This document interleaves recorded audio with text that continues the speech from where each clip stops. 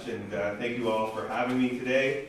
It's a great opportunity for me to say a few words on behalf of Minister Rushton, who couldn't be here today, but certainly I'm happy that we can gather here in Mi'kma'ki today, the traditional territory of the Mi'kmaq people. And certainly I'm happy to bring you an update from the Department of Natural Resources and Renewables on behalf of my colleague, Minister Rushton. And Minister Rushton is a tremendous supporter of sustainable forestry here in Nova Scotia, and he asked me to join you today to share an overview of things his department is doing to support you. We just finished another busy session in the legislature, and that included passing our budget for 24-25. And it reflects our continued focus on transforming our communities and our province with clean economic growth and creating opportunities to make a positive impact for as many people as possible. There are challenges for sure, but we're always working to overcome them, and we are making progress. Nova Scotia is seen as a province with opportunity, a place where youth can build their careers right here, and where businesses can thrive.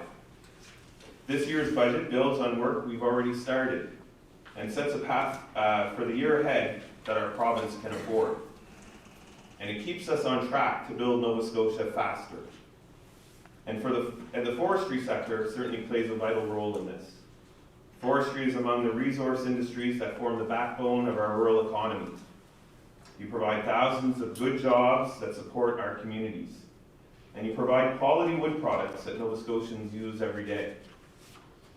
So you are a priority for our government. And certainly a priority for me here in my neck of the woods as well.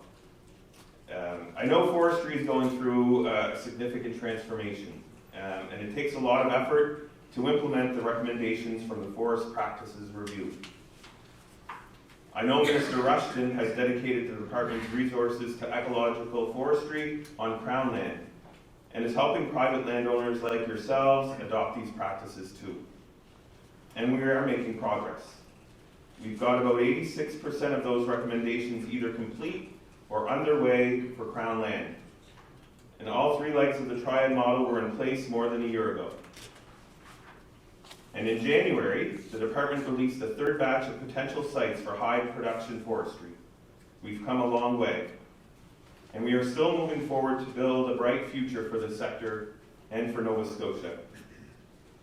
We're continuing this complex work with many experts and stakeholders, including dedicated stewards of our forests like you. Our goal is healthy forests today and for generations to come.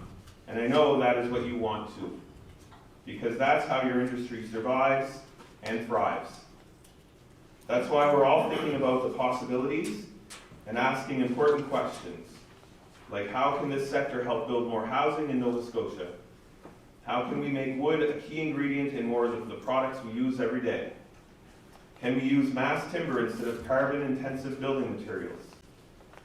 What innovations and partnerships will make the most sustainably harvested biomass and drive our bioeconomy?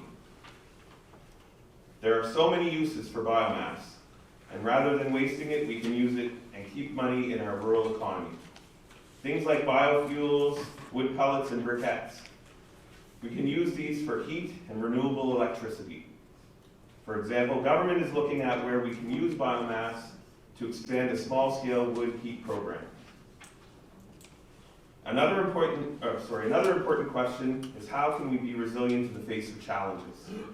Hurricane Fiona certainly challenged us, and the department stepped in to help with cleanup, because there is merchantable wood out there, and because private woodlawn owners needed help with repairing roads and reestablishing boundaries.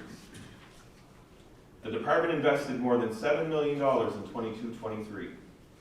That's been rolling out through Association of Sustainable Forestry and Forests Nova Scotia. And so far, more than 7,500 hectares have been cleaned up on private land. The department also made cleanup a priority on Crown land. More than 2,100 hectares have been approved for harvest on Crown land since December of 2022.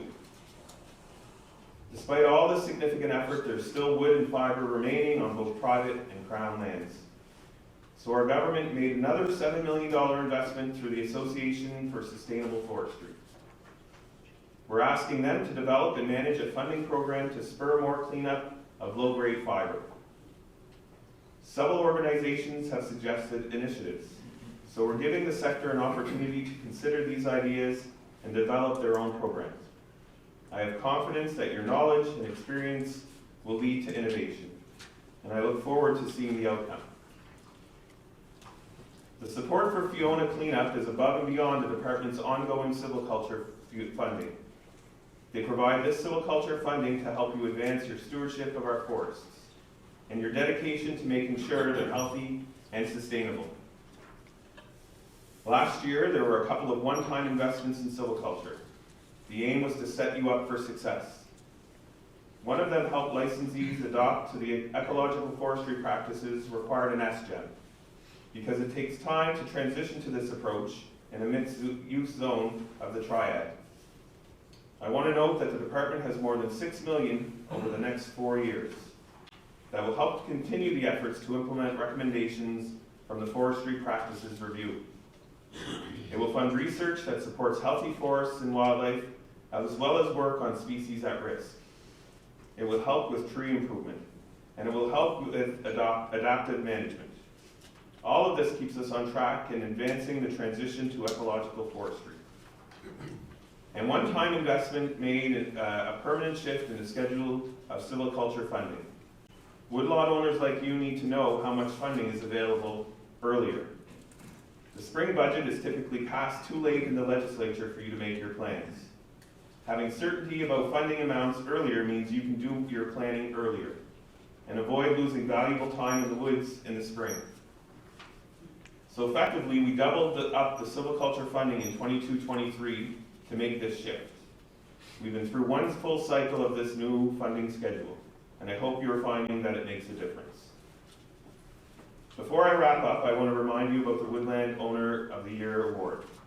It recognizes small and private woodland owners for outstanding stewardship. I want to give a shout out to the previous recipients. I expect some of them are here with us today.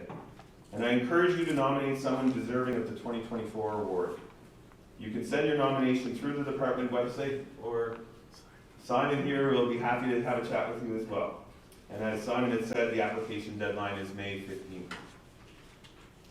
So in conclusion, it's been a pleasure to spend some time with you today and share an update from the department.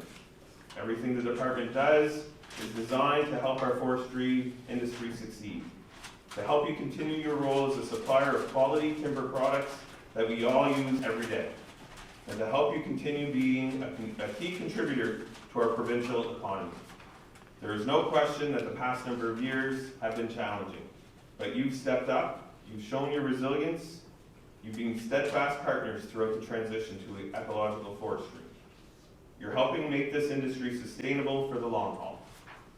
And with the foundations now in place, we're starting to see the fruits of our combined labors. And we're not stopping now. We have more work to do. And Minister Rushton and our government look forward to doing it in continued partnership with you.